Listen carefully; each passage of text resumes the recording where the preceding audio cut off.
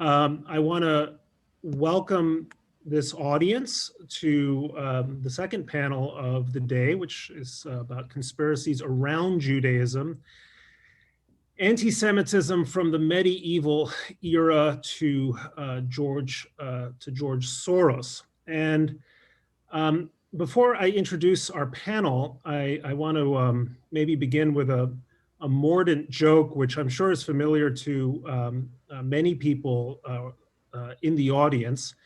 It was apparently popular in the 1930s. An anti-Semite is talking to a friend of his, and the anti-Semite says, the Jews caused the Great War. And his friend says, yes, the Jews and the bicyclists. And the anti-Semite replies, why the bicyclists? And his friend says, why the Jews? So what we are going to try to figure out on this panel is find our way to answering that question, which is why the Jews? Why always the Jews? From medieval England all the way through some of the campuses in the United States and much of the Western world today. And to help us address that question, I have really a very distinguished group of panelists. Sarah Lipton, who has that beautiful background of Merton College, Oxford, an appropriately medieval background, although I sense it's probably 16th century, is a professor, it's earlier than that, is a professor at Stony Brook University. Her work focuses on religious identity and experience, Jewish-Christian relations, and art and culture from the high and later Middle Ages, so essentially from the 11th century onward. Is the author of Dark Mirror, the medieval origins of anti-Semitic iconography. Miri Rubin is a professor of medieval and early modern history at Queen Mary University of London, studies social and religious history, again beginning in the 12th century through the 16th century. And her work looks to understand issues of identity, community, gender, and boundaries of cooperation, along with threats of violence. Steve Ross, the Dean's Professor of History, and the Myron, I should read this entirely, the Myron and Marion Kasdan, Director of the Kasdan Institute for the Study of the Jewish Role in American Life. At the University of Southern California. He's the author of Hollywood Left and Right, How Movie Stars Shaped American Politics, for which he received a Film Scholar Award from the American Academy of Motion Pictures, which is the academic equivalent of an Oscar, and is most recently the book of Hitler in Los Angeles, How Jews Foiled Nazi Plots Against Hollywood and America.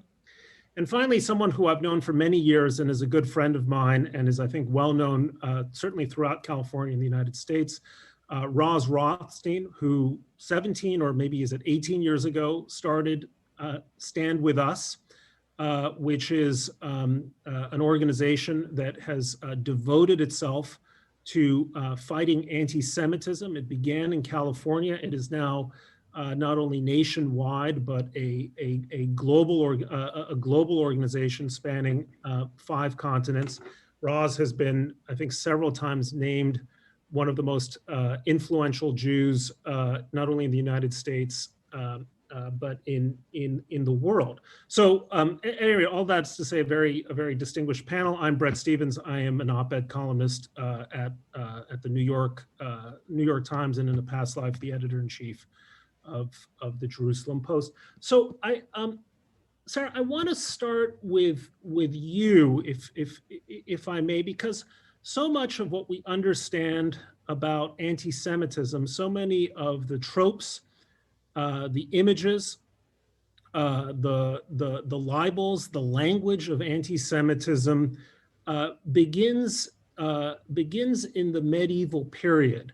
And there is this, again, this great question. Well, why the Jews? I mean, the medieval world was beset by many enemies, to the north, to the south, to the east, and yet Jews take on this unique role in the demonology of the medieval mind, at least as I understand it. So can you just give us a brief précis as to why that is? Well, that's the greatest challenge for any academic, of course, to be brief, but I'll try. Um, I would say that a lot of these tropes don't begin in the Middle Ages. The way I put it is a lot of these tropes are first mobilized in the Middle Ages. But as I tell all of my undergraduate classes, when medieval authorities look to explain almost any phenomenon or look to formulate almost any policy, because medieval ecclesiastical authorities were trained in church education and were theologians, they went first to the Bible, to the scriptures, both to the Hebrew Old Testament and to the Christian scriptures. And what they found there was, in fact, an enormous amount of Jewish self-criticism. The New Testament is Jewish self-criticism. The Old Testament is replete with Jewish self-criticism, none of which, of course, was designed to apply to contemporary, meaning medieval circumstances, problems, or policies. But the medieval methodology was you read the words of scripture and you interpret them in light of your own experiences, in light of your own needs. So for example, you go back to the Old Testament and there's, the fundamental accusation that Jews were responsible, or at least in one of the Gospels, that Jews were responsible for the crucifixion of Christ. You see allegations that Jews were overly ritualistic, that they were overly carnal, that they were overly materialistic, that they were overly literal. The Jews in the Hebrew Testament, the Hebrew Bible, accused themselves of not worshiping properly. For many, many, many, many hundreds of years, that did not turn into anti-Semitic policies or conspiracy theories.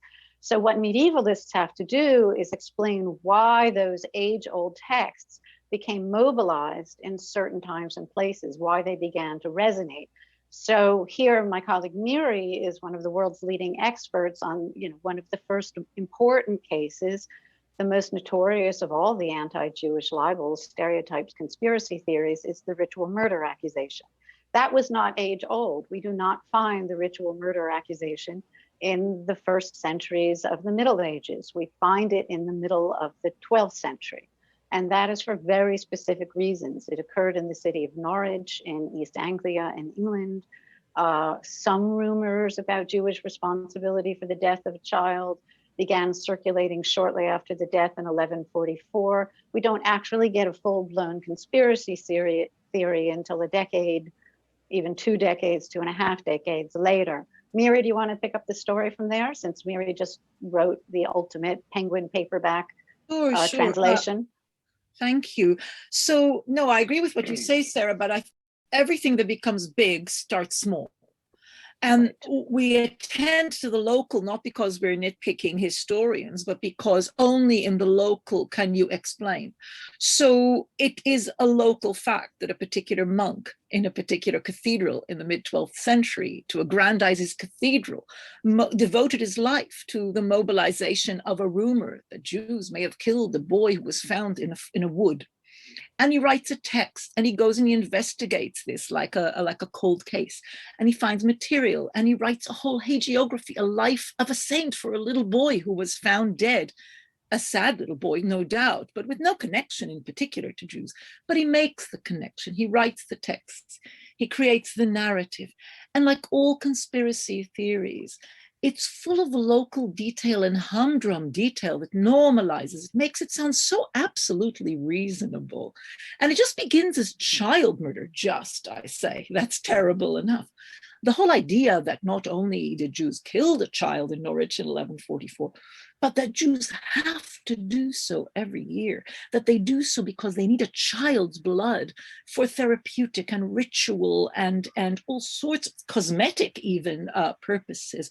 All of that is added, and every layer that is added after this original, the Ur text, every layer that's added is added by intellectuals, leaders, the equivalents of journalists and politicians of today, people in a position to know better, and they choose to buy it and they choose to embellish it. And what's absolutely fascinating is that even at the time, there's pushback.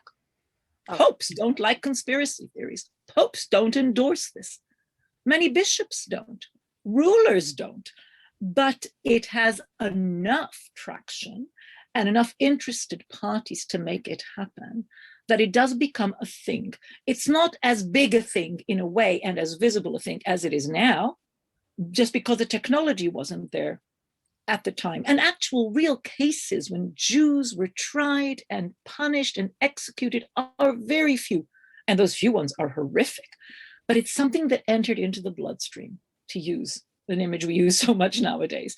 It became there to be mobilized from knowing agents, bad faith agents, I would call them, in context. And it won't always work, but it just worked enough to continue to create a genealogy and into our own times. Well, let me ask you, and I don't know actually to whom to ask this question, so anyone who wants to raise their hand, please do. But anti-Semitism is a unique prejudice, not only because it's uniquely about Jews, but because it's a prejudice that, as far as I know, always or often takes the form of a conspiracy theory. Other bigotries, other racisms are just simple hatreds, such and such a group is bad, subhuman, and so on. And of course, that has also been a part of of the hatred of Jews. But in the case of anti-Semitism, anti-Semitism is a conspiracy theory. And my question is, why the persistence of that? I mean, do you have any theories as to why that is? Well, I can start. I'm sure Miri does as well. But one of the fundamental aspects of a conspiracy theory, and the panel that was just before us was very interested in bringing out a lot of the dynamics. But a fundamental aspect of it is that it is alleging evil deeds done in secrecy. And there was a long history of associating the Jews with secrecy, with being in hiding. And that was for a variety of reasons. I mean, again, some of it goes back to the New Testament, and elaborations on the story of the Passion, where it was said that Jews gathered in rooms to plot against Jesus in some way.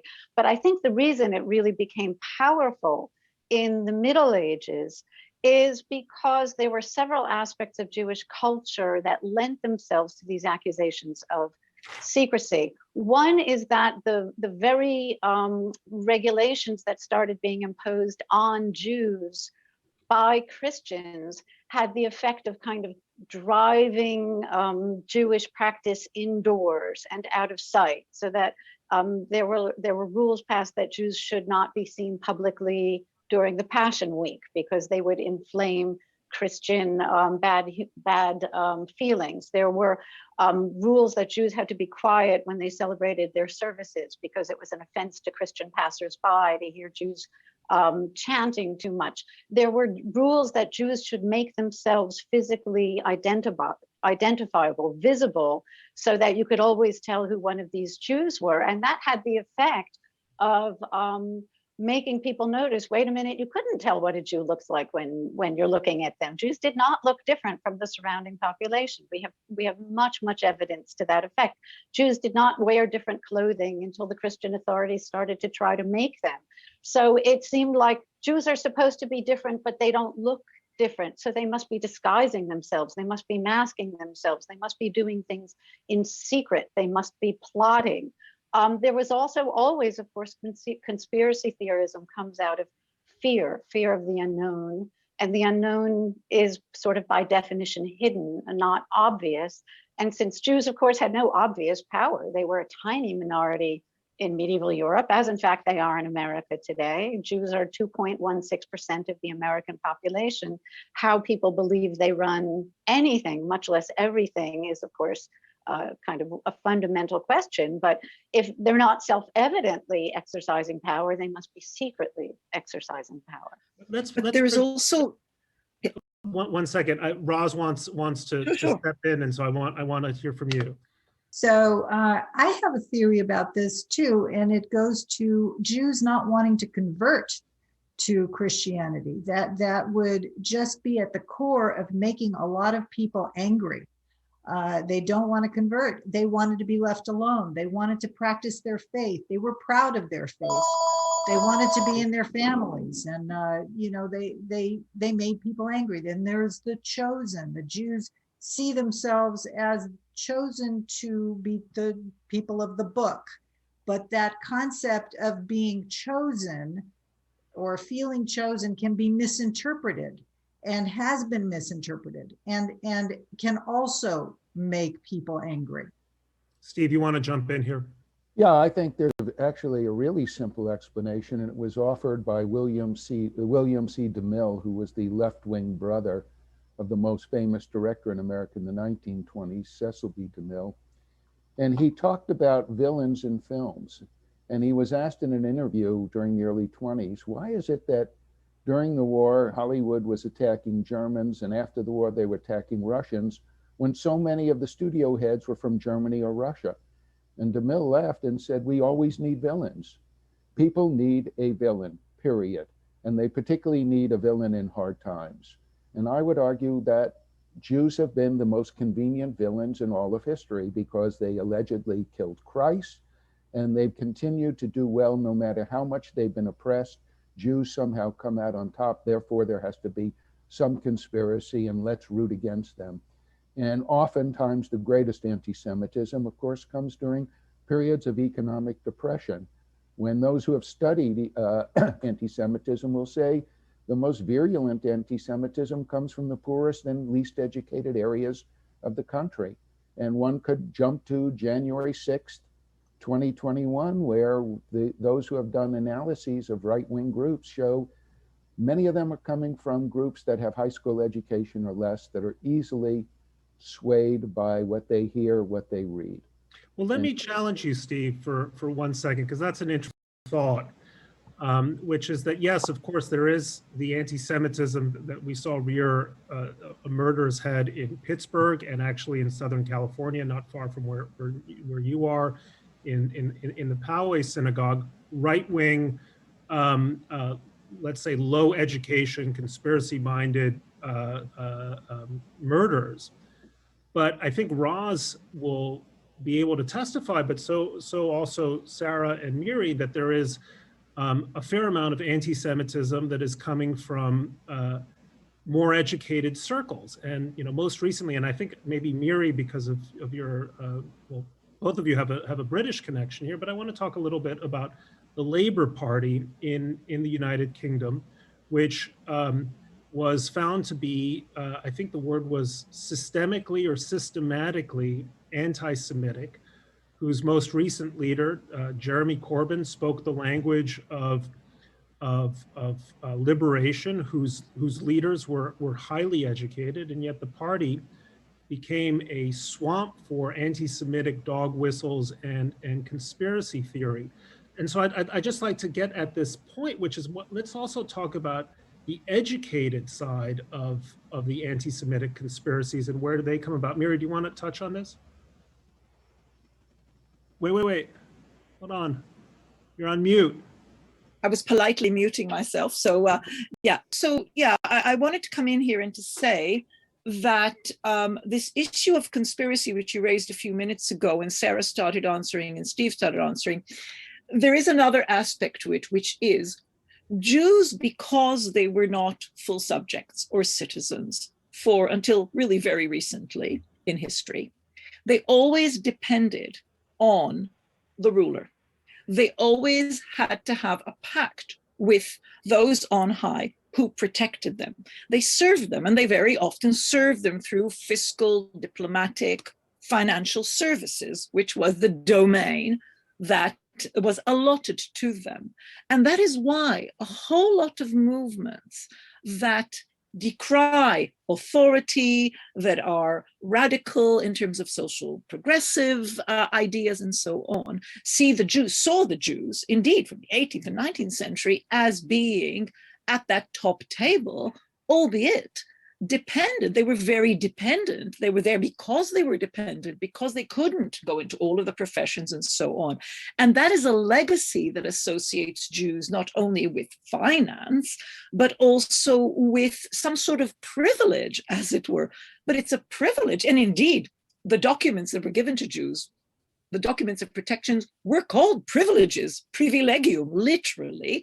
But that means a private law, a law that is made just for you, the Jew, so that you can function in particular ways, and very often in service of the state or the ruler. And I think it is that tradition of, and even in the Middle Ages, when you had popular movements, they were anti-Jewish movements very often. So I think this association with Jews and power, it seems like a contradiction, and most people do not know how to pass it and what to make of it, but it is associated with a certain subaltern status that Jews had that made them those, those most reliable servants of the state. The Germans have a wonderful word for it, a Courtju, Hofjude.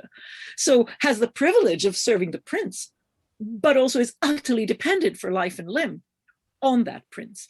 That is how, and this connects with the Labour Party, that is how you have a very long-standing strand of left politics imbued with an anti-capitalist ethics, with which I do not have a problem at all, but that critique, some of the most virulent critiques of capitalism, and even very insightful analyses of capitalism, like that of Hobson early in the 20th century, put the Jews at the heart of capitalism. They name the Rothschilds. They name them as absolutely foundational for global capitalism, fomenting wars, involved in diplomacy, serving imperialist states. And that is exactly, in a totally unreflective and quite ignorant manner, the way in which Jeremy Corbyn himself and many people around him, they imbibe this within a certain type of left anti-imperial legacy that is totally unexamined and unreflected upon. And even recently in 2012, when there was a new edition of Hobson, because Hobson was a brilliant commentator on the modern capitalist world, as well as this sort of anti-Semite, Jeremy Corbyn was asked to write a little introduction, a few pages just for the new edition. Now, it may be that he didn't read the book, but for 12 pages or so, he went on and said, what an insightful book, it's totally for our day, etc., etc. Not one word about, but of course, 100 years later, we would find Hobson's language on the Jews distasteful, cruel, and untrue in the world after the Holocaust. He didn't say that. And it just shows how this utter lack of sensitivity goes together with a sense of justice and commitment to progressive causes. Let me, Steve, you said something that I thought was very interesting, which is the fact that Jews, for instance, in an industry like Hollywood, but you can think of many other industries, have been very successful. And so, when you say the Jews control Hollywood, that's a nakedly anti-Semitic statement. When you say Jews have had, foundational historic leadership roles in Hollywood, that's a much more factual, I believe that's a much more factual statement. You can name other sorts of industries, but there's a fine line, it seems to me, between delineating Jewish success, which is earned and fair, and Jewish privilege, right, which is granted and at the whim of whoever, presumably is running things. So talk us through this distinction and how Jewish success is potentially a double-edged sword in the history of anti-Semitism. Well, part of it can go back to the Protocols of the Elders of Zion, which is a fabricated anti-Semitic text that came out of Russia around 1903 and purported to say that Jews were planning global domination, that they were going to take over the financial networks and the information networks of the world. And so here you have a situation with Hollywood where in fact it seems to be playing into the anti-Semitic tropes that Jews are controlling one of the major media institutions of the modern world. There is no other. Movies are the first form of mass political communication of the modern world. Until then, even newspapers don't reach as many people because newspapers in America, I'm talking now, you have to read English if you're going to read a mass newspaper, whereas everyone's going to the movies. Well, by early 20s, Henry Ford is the one who publicizes the Protocols of the Elder of Zion by printing 500,000 copies and distributing it throughout the world. So by the time the Jews come into Hollywood, they're getting it from both ends. At one end, they are responsible for taking over the media world. Jews like the Rothschilds are responsible for taking over the financial world. And yet at the same time, Jews are trying to destroy capitalism because they are dominating the Communist Party. And in 1919, the Third Communist International announces that its main goal is the destruction of worldwide capitalism. So those Jews who are commies are going to destroy capitalism, while the capitalist Jews are trying to basically persecute good Christians in order to make themselves wealthy. So the bottom line is conspiracy theories have no logic except to the inside of those who believe them, who find these twists and turns totally logical. So Jews can conspire both to take over the world, and Jews can conspire not to take over the world. But just one interesting anecdote, when Hollywood was producing a film, The House of Rothschild, in 1934, and it was a very controversial film at the end. A lot of Jews didn't want it out there. But Boris Karloff, who was the star as one of the Rothschilds, at one point said he would walk off the film when he was given a line to read, "I hate the Jews and all they stand for." He said, "I'll leave the film before I read that." And they simply cut that line out of the film. Well, and as everyone in California knows, thanks to the investigations of a of a representative from Georgia, the Rothschilds are currently investing in space lasers that might be causing your forest fires. Sarah, I saw you raised a hand. Yes. You jump in here. Yeah, I wanted to jump in and add to and give a little bit of back history to what Steve was talking about, which is the role of the media in disseminating these anti-Semitic conspiracy theorism. And the reason that I started working on anti-Semitic imagery is because it very rapidly became clear to me that a lot of the anti-Jewish ideas that are so prevalent today were first introduced not in texts, but in images. And although, I mean, certainly no medieval or early modern publication can match the reach of Hollywood movies, I would push back a little on the idea that there was no form of mass communication before there were movies or print newspapers, because you had woodblock prints. And in fact, I mean, as Miri mentioned, that very first ritual murder charge from England in the 1140s did not take off. No Jews were prosecuted for that. No Jews were killed for that. There were, a few here and there scattered copycat accusations, but it did not turn, the ritual murder and then the blood libel accusation did not turn into a phenomenon until a very, very late breaking end of the Middle Ages accusation against the boy known as Little Simon of Trent was illustrated in woodblock prints.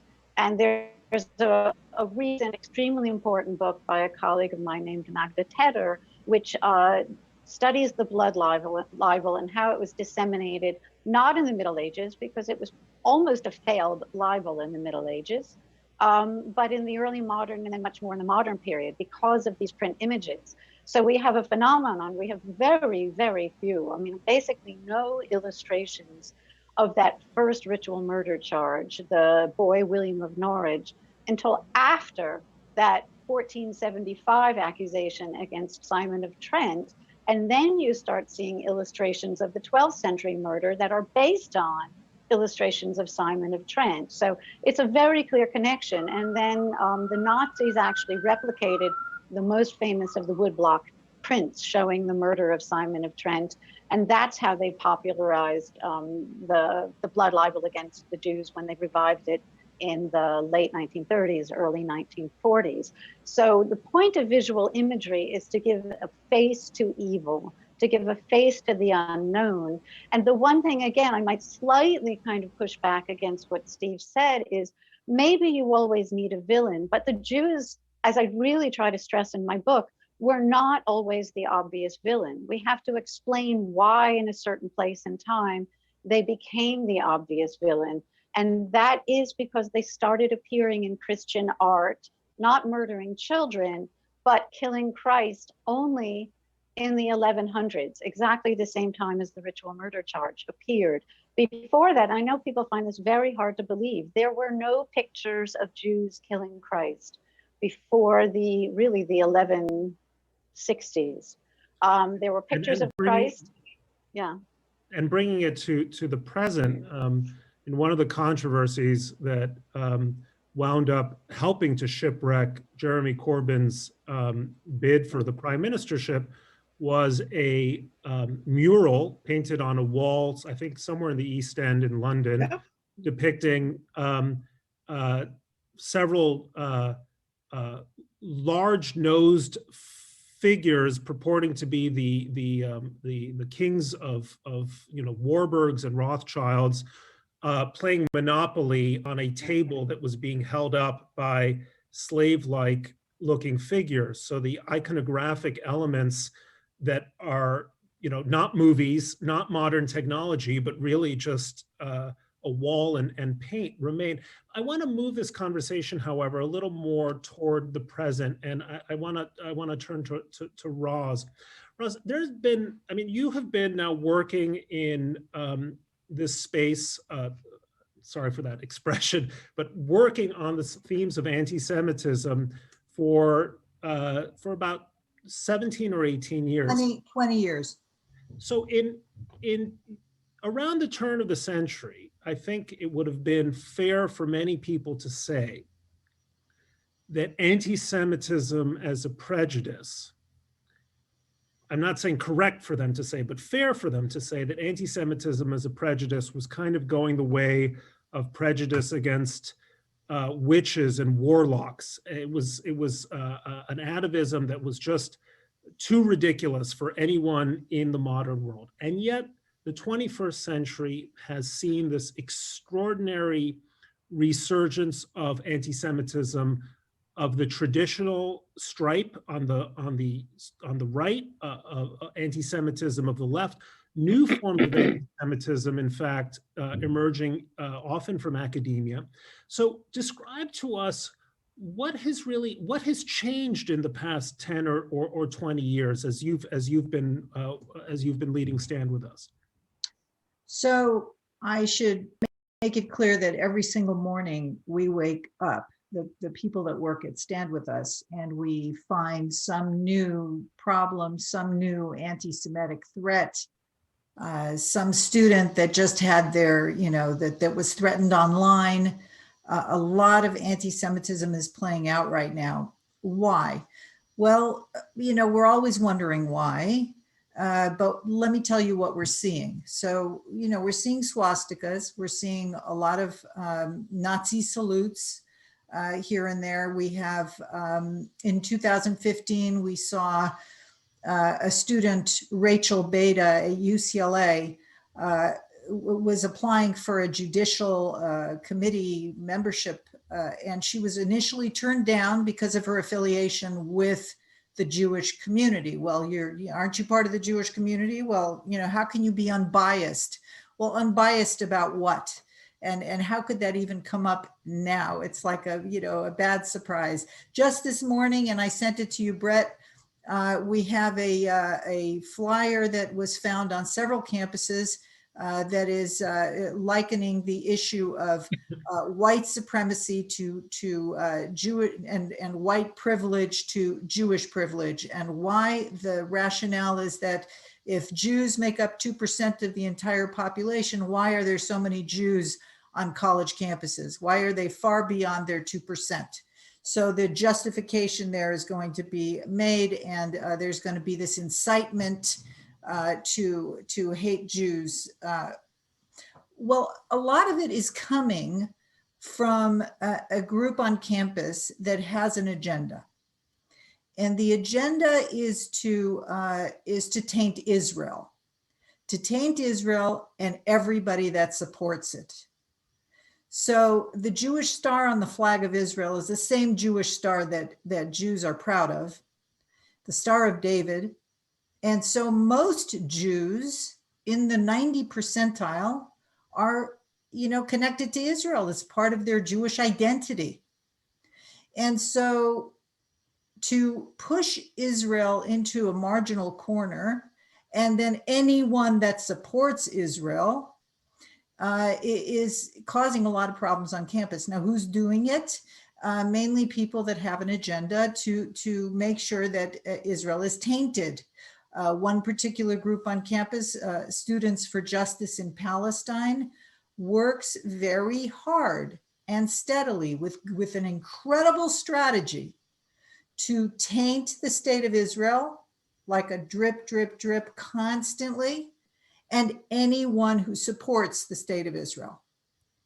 So it will not be fashionable to be a Zionist. You should stay away from social justice groups, which Jews typically are always involved in social justice groups and social justice movements. We've been there. We're always there, historically and today. But you need not apply if you are, a Zionist. And so it's not just about the state of Israel. It's about anybody that supports the state of Israel. So this constant steady drip is what we're seeing. And we're seeing, a lot as a result of anti-Semitism and the line that's crossed. And, you can have a reasonable debate. George Soros happens to be, a BDS supporter, the boycott of Israel, only Israel among all nations. So he is a boycott supporter, and we would disagree with that. That would be a disagreement that we can have. We can have a conversation. But to say that George Soros controls the world or controls this, that's anti-Semitic. Steve, I saw hands raised. Steve, and then Steve, you want to have relatively quick interjections, but go ahead. Well, I want to take a more macro view, and I want to go back to 1945, because what I'm writing about now, the war against hate, really starts then.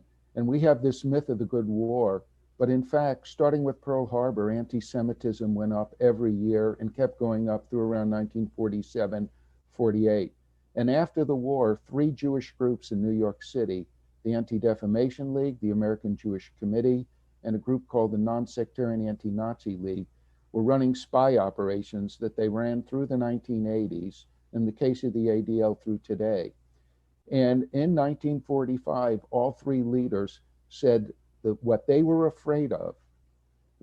more afraid of was 2 things. One, they said, we can deal with any one hate group like the Ku Klux Klan, but our real fear is that there will be means of communication that's going to link all these groups into a united fascist front nationally and then internationally. And then we would be in trouble when they were able to communicate with one another. And the other great fear is that some of these right-wing hate groups who hated Jews, hated blacks, and hated Catholics, not just the Klan, but literally dozens of them, that some of those groups would infiltrate either the Democrat or Republican Party to become legitimate part of those parties, and then to take those racist anti-Semitic views and to put them into practice. And what we've seen, if we jump to 2021, January 6th, is the growth of social media has allowed all these groups to communicate in a way and spread those kind of rumors, those lies, and those conspiracy theories internationally. And this is what I think has helped mobilize so many of these groups. And now we've seen from the Tea Party to some of the truly crazy people who have infiltrated the Republican Party as Congress people and are spewing their hate once again on the floor of Congress as they did in the 1930s. So this is a long problem. It's an interesting point. I just want to briefly say something. New technology from the printing press through the radio, through Twitter, has always been the great disseminator, the great connector, to your point, Steve, bringing people who otherwise would never know one another into to sort of identify and create sort of collectives of people. When the Nazis came to power, the first thing they did was disseminate very cheaply produced radios so that every household in Germany could have a radio and have an what I guess you might call a disintermediated communication between Hitler and German people, so that there was no editor, local representative, church group, anyone in between. And what we now see is also that form of disintermediated communication through social media today. Sarah, you wanted to jump in here? Yeah, I want to jump in here in response to your question, sort of why the upsurge recently, and very specifically the upsurge recently in the United States. And in addition to the Israel-Palestine conflict, which obviously is part of the explanation, I would, together with Steve, want to go larger and a bit more macro, but bring it up very specifically to contemporary events. I mean, the Mir One fresco in East London that you referred to obviously was about global capital. And, you know, this globalization has speared this terror of international elites hurting nationalist concerns. And that, of course, goes back to the 12th century with this allegation that the ritual murder was coordinated by Spanish rabbis in Narbonne, convening Jews from all over the known world. So globalization and discomfort with feels of being threatened by global capital was certainly a huge part of the recent upsurge. Another part is the changing nature of the economy, not just in terms of global capital, but in terms of the downgrading of industrial work, manual work, labor in general. And that is a very, very, very old anti-Jewish trope, that they don't work with the labor of their hands. And this is, we haven't yet mentioned the word gender, but a lot of anti-Semitism is very gendered, in fact. So I did a close study of the organizers of the Unite the Right rally that were responsible for the Charlottesville 2017 march that ended up in the death of one young woman. And their chant notoriously was, "Jews will not replace us." And a lot of people were asking, what is that? How could 2.16% of the population replace anybody? Several scholars explained this is a version of replacement theory that said that Jews are plotting either the demographic takeover through marital strategies or facilitating immigration of dark-skinned people from Latin America in some way. That was what motivated the Pittsburgh Tree of Life shooter. He thought that Jews, specifically that synagogue, because they were involved in an organization that helped immigrants, were part of the big replacement. So there's a demographic fear of the loss of a white majority. But when I looked at the organizers of the Unite the Right rally, what I was very impressed by is these were in fact educated people working in the media sector, working in offices, working as salespeople. These were not, displaced factory workers. So this was not their particular fear. And I saw this as a kind of form of a threat to masculinity. They were carrying the symbols of the Crusaders. They saw themselves as warriors. And in fact, Jews will not replace us was articulated in the 13th century as well by Christians who thought that they, in entering a new commercialized urban money economy, were getting too much like Jews. And I think that there is both real resentment, not fairly directed against Jews, but real resentment on the part of people who are losing factory jobs, who are not able to enter the middle class without a college degree anymore, but also kind of status and masculinity and identity anxiety among the people who are in fact earning their living with college degrees, but doing things that does not conform to a certain image of American masculinity. Let me, I want to, I think that's a wonderful answer. I think a very, very pregnant, if I may say, with a lot of useful thinking. But we're now sort of approaching the 10 minutes before our out, and I'd like to ask you. I'd like to turn towards solutions. And I don't like quoting Lenin, but what is to be done here? And in particular, I would ask you, maybe starting with you, Miri, if you could be a time traveler and go back to the 12th or 13th century, to those Jews in Norwich and elsewhere, what's the advice that you would give them? And I would ask that also of you, Sarah, and maybe Steve, going back to the mid-century American or mid-century Jewry, and finally with you, Roz, in terms of Jews today. What would you say as a time traveler to leaders of the Jewish community in terms of agency, what they could do, if anything? I think that they did things right. They were multifaceted in their efforts for survival. And as opposed to what was suggested earlier, a lot of them converted. I mean, Jews converted. It shows a different life. The more we're looking, the more we find them. It's totally understandable. But a lot of them did not. And those who did not, so that was the exit strategy, as it were, those who did not, they tried to deploy all sorts of different strategies. They tried to put different wealth, so if one thing is confiscated, the other is there. They tried to move to different lands. So for example, there was really evil legislation in the 1260s in England against Jews. So a bunch of Jews came to France and settled in central South France. They arranged with local rulers, they got a privilege and they settled there. They were on the move. They had wonderful networks of information in terms of what is safe and what is not safe. They continued to strengthen from within in terms of education, in terms of training, but also in acquiring crafts and skills that were useful, locally useful, and useful to those who might employ and protect them. So I think they did, and they survived. And in 1492, when they were kicked out of Spain, they went to the Ottoman Empire, started wholly new lives in totally different spheres, and settled and used that friendship and intellectual and professional capital to create new lives. Some went, of course, across the ocean as well and became part of sort of, colonizing and settling efforts in the Americas as well. So I would go back to those people, and I think it's a miracle of resilience. And another thing that's really important, and then I'll pass on to colleagues, is that wherever they were, they went local.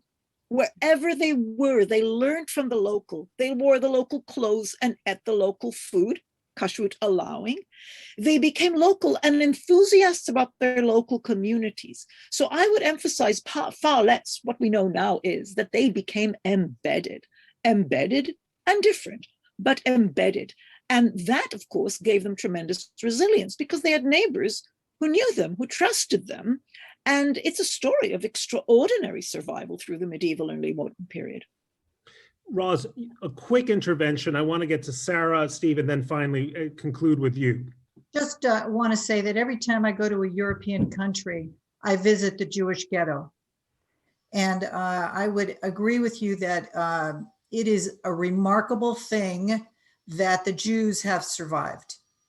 Because in most of those ghettos, there were pogroms. The Jews were trapped, and so many times during history, and 600-700 people murdered in a couple of days.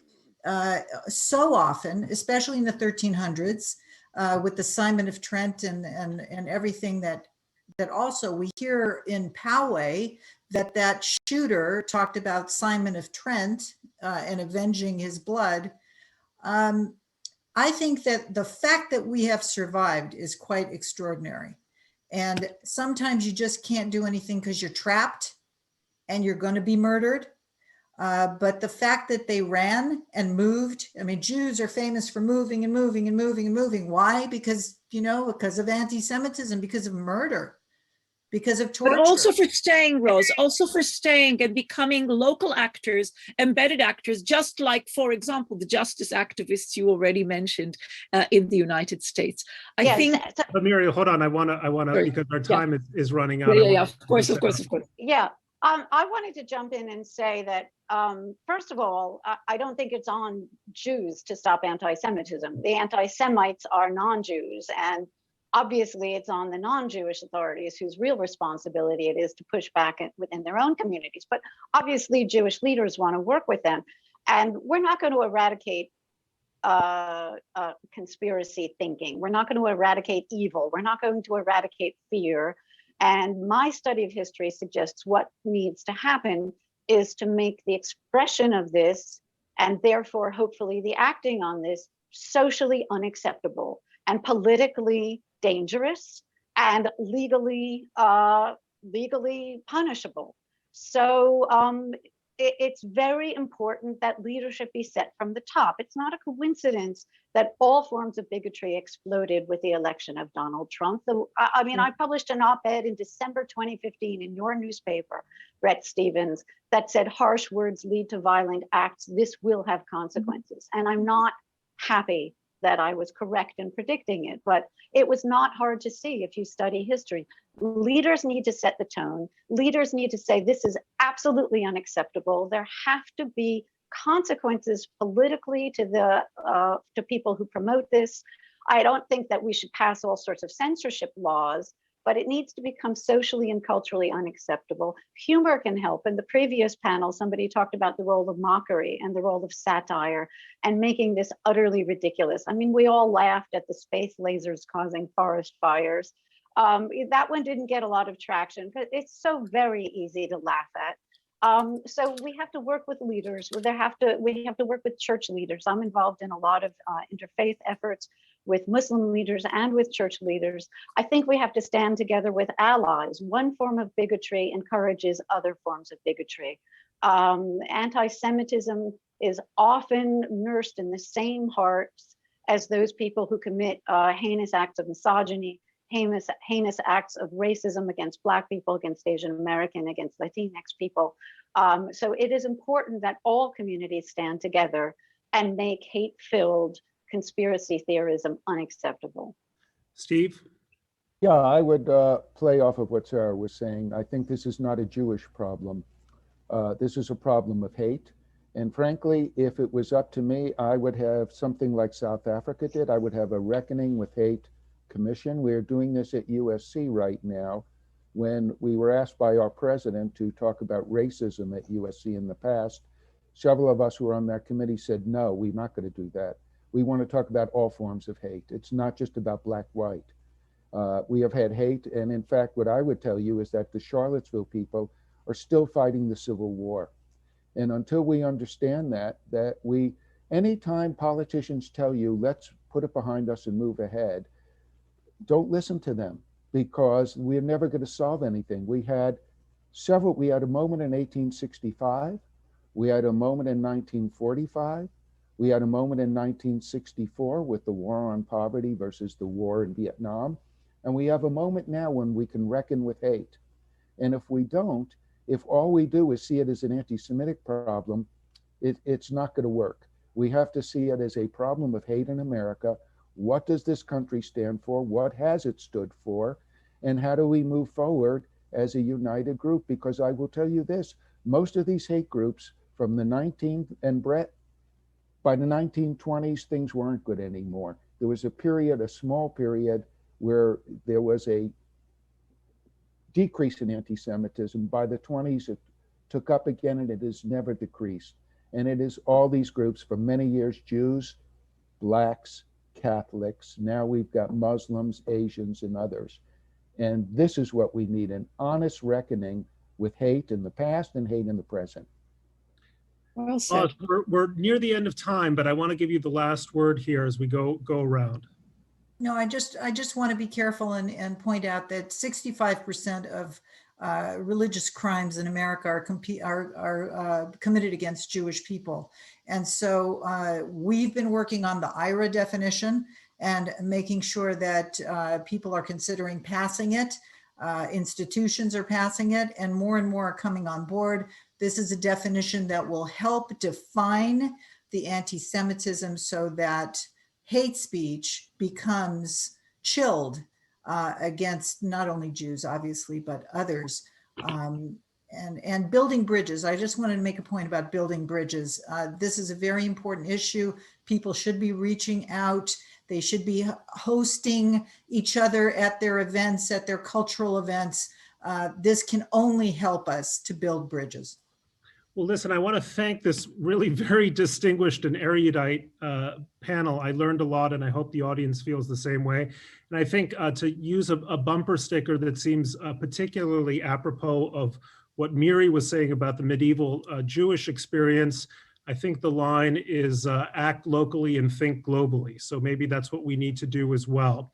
And of course, I just want to thank all of our hosts, and in particular, everyone who listened in on this panel. I hope it was as useful and productive and interesting to you as it certainly was to me. So thank you very much, and I hope to see you in person whenever that becomes possible in the future.